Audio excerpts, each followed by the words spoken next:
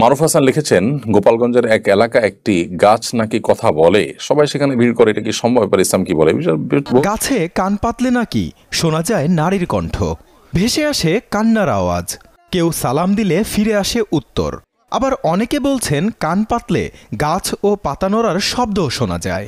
এমন সব অদ্ভুত কথা ছড়িয়েছে গোপালগঞ্জের একটি গ্রাম। বহুত আলোচনা হয়েছে, আমি দেখেছি সোশ্যাল মিডিয়াতে, অনেকেই প্রশ্ন করছেন আজকেও। প্রথম কথা হলো যে আল্লাহ সুবহানাহু ওয়া তাআলার কাছে তো অসম্ভব কোনো কিছুই নয়, সবকিছুই আল্লাহ তাআলার কাছে সম্ভব।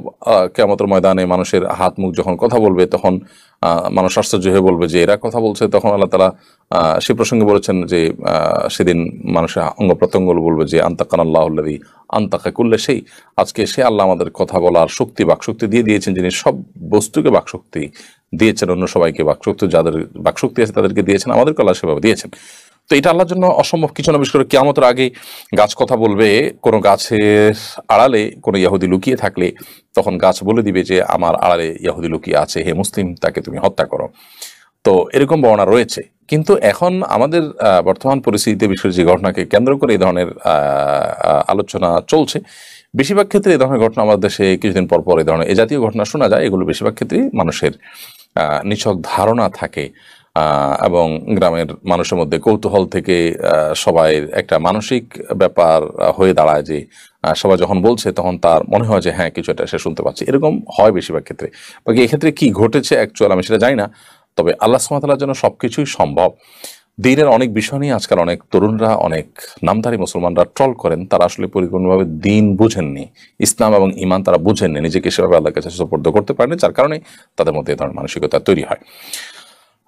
আব্দুল মুবিন আপনি লিখেছেন, আমাদের সমাজে কেউ একবার হজ করলে তাকে হাজি বলা হয়, একাধিকবার হজ করলে তাকে আলহাজ বলা হয়। হাজি আর আলহাজে আসলে কি কোনো পার্থক্য আছে? নামের শুরুতে হাজি বা আলহাজ লেখার বিধান কি?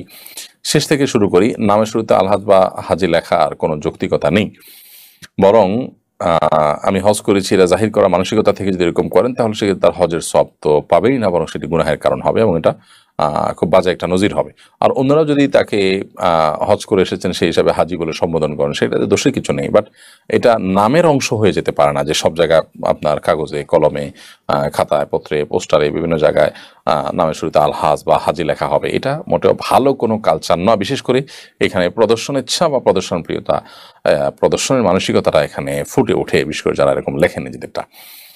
আর একবার হজ করলে হাজি, দুইবার হজ করলে আলহাজ, অর্থের দিক থেকে এই পার্থক্যটা একেবারে হাস্যকর। কারণ আরবি গ্রামার ব্যাকরণ যারা বুঝেন তারা বলতে পারবেন হাজি এবং আলহাজের ভিতরে একবার বা একাধিকবার হজ করার মতো কোনো পার্থক্যের বিষয় এখানে নেই। দুইটার অর্থ একই। হাজি যিনি হজ করেছেন, আলহাজ মানে যিনি হজ করেছেন। সেটা একবার হজ করলেও প্রযোজ্য হবে, বহুবার হজ করলেও একই কথা প্রযোজ্য হবে।